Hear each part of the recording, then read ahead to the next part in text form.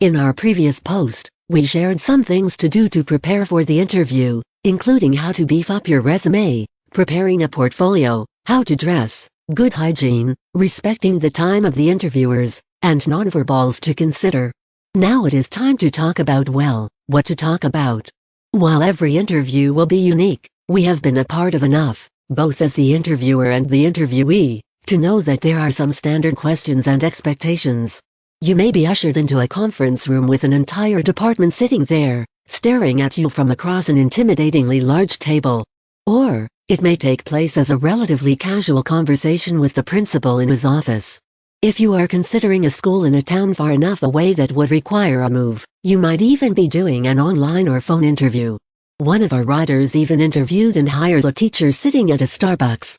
Oftentimes the interviewers will be reading questions from a standard list of questions provided by the district. Some districts even require that all candidates be asked the exact same questions.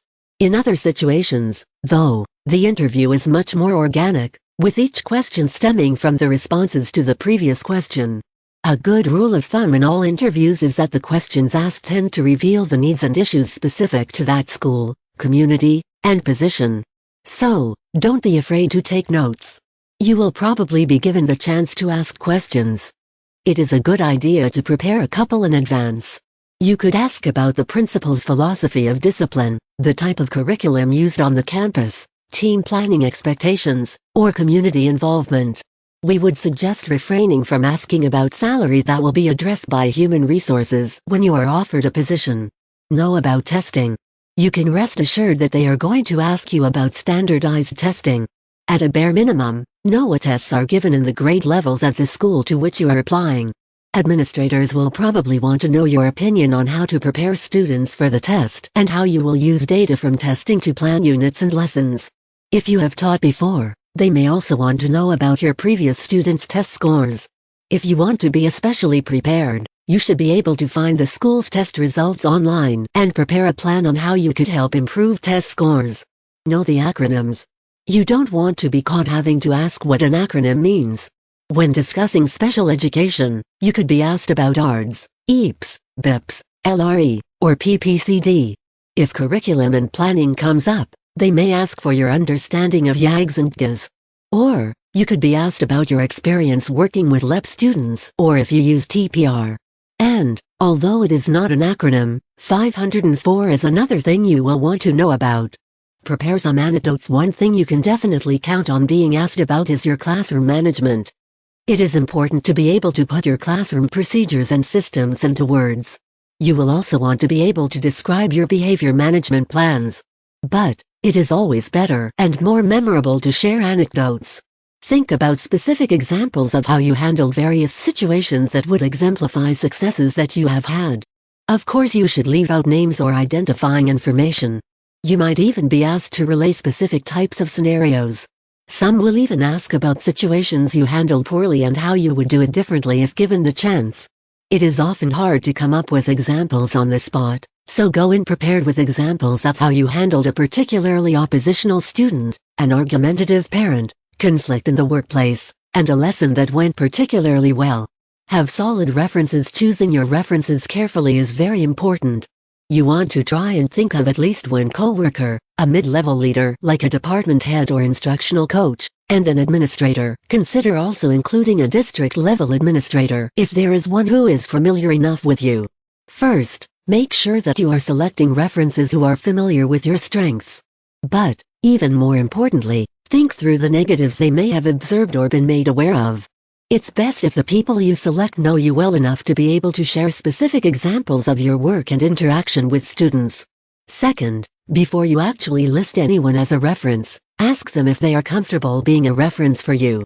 Hopefully they will tell you if they are not going to be able to give you a positive recommendation.